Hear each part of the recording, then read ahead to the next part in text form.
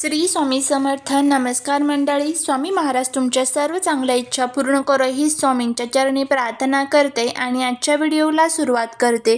पण त्या अगोदर चॅनलवरती नवीन असाल तर सबस्क्राईब करा आणि शेजारील बेल आयकॉनलाही प्रेस करा, म्हणजे माझ्या सर्व नवीन व्हिडिओंचं नोटिफिकेशन तुम्हाला मिळेल आणि तुम्ही एक पण व्हिडिओ मिस करणार नाही. पुराण काळापासूनच भाद्रपद महिन्यातील शुक्ल पक्षातील त्रयोदशीच्या दिवशी केले जाणारे हरतालिकेचे व्रताचे खूप मोठे महत्त्व आहे. हे व्रत करताना महिला शंकर आणि पार्वतीच्या मातीच्या मूर्तीची विधिवत पूजा करतात आणि उपवास करत असतात. पतीच्या दीर्घायुष्यासाठी, कुटुंबाची प्रगती आणि समृद्धीसाठी हरतालिकेचं व्रत खूप महत्त्वाचं आहे असं मानलं जातं. हरतालिका व्रत हे कठीण व्रतांपैकी एक समजलं जातं. या दिवशी विवाहित महिला आपल्या पतीच्या दीर्घायुष्यासाठी आणि पाणी आणि अन्नाशिवाय उपवास करतात. अविवाहित मुली हे व्रत करत असतात. असं मानलं जातं की भगवान शिव आणि माता पार्वतीच्या कृपेने अविवाहित मुलींना योग्य वर मिळतो आणि अविवाहित मुली चांगला वर मिळावा म्हणून या दिवशी उपवास करत असतात. यावर्षी हरतालिका पूजेचा मुहूर्त हा सकाळी 6 वाजल्यापासून ते 8:30 वाजेपर्यंत असणार आहे. वेळ हा 2 तास 31 मिनिटांचा असणार आहे. तृतीय तिथी ही 5 सप्टेंबर 2024 रोजी दुपारी 12:21 सुरू होईल आणि तृतीय तिथीची समाप्ती ही 6 सप्टेंबर 2024 रोजी दुपारी 3 वाजता संपेल. हरतालिका व्रत उद्या म्हणजे 6 सप्टेंबरला आहे. या दिवशी भगवान शिवाने देवी पार्वतीला पत्नी म्हणून स्वीकारले होते, त्यामुळे विवाहित महिलांसाठी हे व्रत खूप महत्त्वाचे आहे. हरतालिकेचं व्रत शंकर पार्वतीला समर्पित आहे. या दिवशी आपण आपल्या घरातील जे काही दोष आहे, दुःख आहे, दारिद्र्य आहे, तर ते दूर करण्यासाठी आपण जर पूजा केली, अर्चना केली, काही उपाय केले तर त्याचे चांगले फायदे आपल्याला मिळू शकतात. हरतालिका व्रताची पूजाविधी, त्यामध्ये तुम्हाला हरतालिका व्रतामध्ये गणेश, शिव आणि माता पार्वतीची पूजा केली जाते. सर्वप्रथम मातीपासून 3 मूर्ती बनवतात आणि टिळक लावून गणेशाला दुर्वा अर्पण करतात.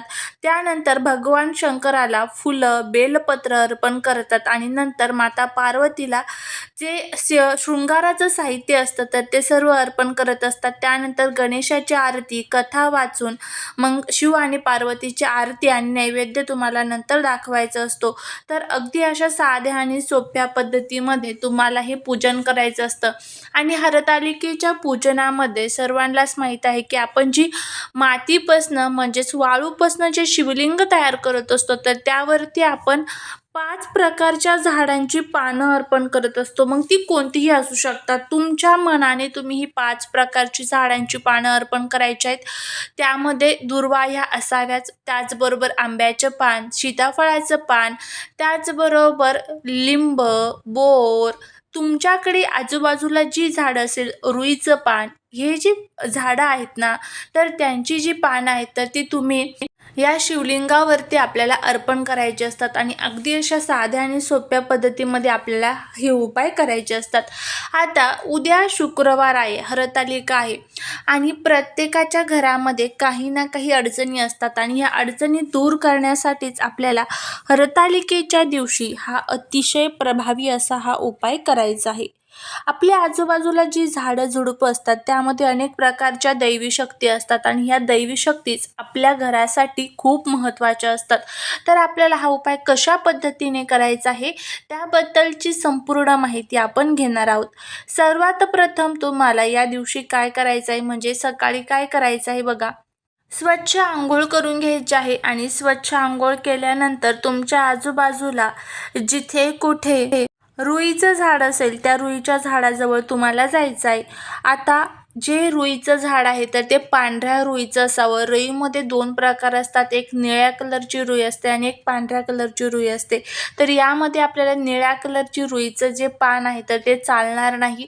इथे आपल्याला पांढऱ्या कलरच्या रुईचं पान घ्यायचं आहे. आता हे पान घेत असताना एक गोष्ट लक्षात ठेवा की ते तुटलेलं फुटलेलं असं अजिबात नको, अखंड तुम्हाला घ्यायचं आहे. आता हे पान तुम्ही जे घरामध्ये आणणार आहात तर हा उपाय तुम्हाला उद्या सकाळीच करायचा आहे. 8च्या आत तुम्हाला हा उपाय करायचा आहे. घरून जात असताना एक तांब्याभर पाणी तुम्हाला घेऊन जायचं आहे. प्रथम त्या रुईच्या झाडाला तुम्हाला हे पाणी अर्पण करायचं आहे आणि त्यानंतर रुईच्या झाडाला नमस्कार करून तुम्हाला तिथे प्रार्थना करायची आहे की माझ्या घरातले जे काही वास्तुदोष, पितृदोष, शत्रुपीडा, शत्रुबाधा, जे काही दोष माझ्या घरामध्ये आहेत तर ते सर्व दूर होऊन जाऊ दे. तुझी कृपा अखंड आणि सदैव माझ्या घरावरती राहू दे, अशी आपल्याला प्रार्थना करायची आहे भगवान शिवशंकरांना. आणि त्यानंतर ते पान आपल्याला आपल्या घरी घेऊन यायचं आहे. घरी आणल्यानंतर तुम्हाला हे पान स्वच्छ धुवून घ्यायचं आहे. स्वच्छ धुवून घेतल्यानंतर स्वच्छ पुसून घ्यायचं. आपल्या देवघरामध्ये एक छान तुपाचा दिवा लावायचा किंवा मग तुम्ही हा जो उपाय आहे तर तो कुठेही बसून करू शकता, काही अडचण नाही. फक्त तुम्हाला तिथे एखादा दिवा लावणं तितकंच गरजेचं आहे. तर आता त्यावरती तुम्हाला तुमच्या मनातील इच्छा लिहायची आहे. आता इच्छा लिहित असताना ती आपल्याला नकारात्मकतामध्ये लिहायची आहे. म्हणजे कसं, आता आपल्याला हे पान जाळायचं आहे, त्यामुळे आपल्या आजूबाजूची जी नकारात्मकता आहे तर ती आपल्याला जाळायची. आता जसं की तुमच्या जीवनामध्ये खूप आजारपण आहे तर आजारपण लिहायचं आहे. पैशांची अडचणी असेल तर पैसे लिहायचे आहे. शत्रू असतील तुमच्या आजूबाजूला तर शत्रू लिहायचे आहे. किंवा मग इतर जे काही दोष असतील, दोष, अडचणी, संकटे, अशी जी नकारात्मकता तुमच्या आजूबाजूला आहे, जी अडचण तुम्हाला येत आहे तर ती अडचण तुम्हाला लाल कलरच्या पेनने त्यावरती एका शब्दामध्ये लिहायची आहे. ते लिहिल्यानंतर तुम्हाला हे पानावरती थोडासा कापूर टाकायचा आहे. घराच्या बाहेर यायचं आहे. घराच्या बाहेर आल्यानंतर हा जो कापूर आहे तर तो तुम्हाला प्रज्वलित करायचा आहे आणि हा कापूर जाळायचा आहे. जाळत असताना मनामध्ये एक विचार ठेवायचा की आता हा मी उपाय केला आहे त्यामुळे त्याचे फायदे हे मला नक्कीच होतील. खूप प्रभावी हा उपाय आहे. तर नक्की करा, नक्कीच तुम्हाला त्याचा अनुभव येईल. त्याच्यानंतर आता हे पान जळालं की जेवढं जळेल तर तेवढं जळून द्यायचं. बाकीचं उरलेलं जे पान आहे तर ते तुम्ही निर्माल्यामध्ये टाकू शकता. घरामध्ये सुतक पिरियड्स असेल तर तुम्हाला हा उपाय करता येणार नाही. त्याच्यानंतर सर्वात महत्त्वाचा जो शब्द तुम्ही लिहिणार आहात तर तो लाल कलरच्या पेननीच लिहायचा आहे आणि लिहित असताना ते पेज फाटणार नाही, म्हणजे तो जो पान आहे तर ते फाटणार नाही याची आपल्याला काळजी घ्यायची आहे.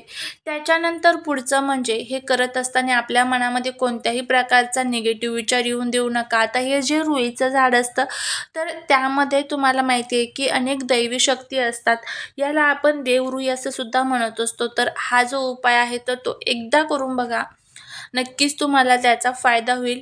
घरातले दोष, अडचणी दूर होतील. त्याचबरोबर पांढऱ्या रुईचं एक पान शिवलिंगावरती आवर्जून अर्पण करा. म्हणजे आपण जे घरामध्ये मातीचं शिवलिंग तयार केलेलं आहे तर त्यावरती एक पांढऱ्या रुईच्या झाडाचं पानही नक्की आवर्जून अर्पण करा.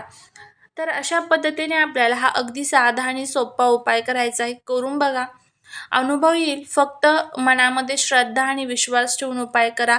आणि सकाळी 8च्या आत आपल्याला हा उपाय करायचा, एक गोष्ट लक्षात ठेवा. त्यामुळे उपाय करत असताना तो सकाळीच लवकर करा. झालेली सेवा ही महाराजांच्या चरणी रुजू करते. व्हिडिओ जर आवडला असेल तर लाईक, शेअर आणि सबस्क्राईब करायला विसरू नका. भेटूया पुढच्या नवीन व्हिडिओसोबत, नवीन माहितीसोबत. श्री स्वामी समर्थ.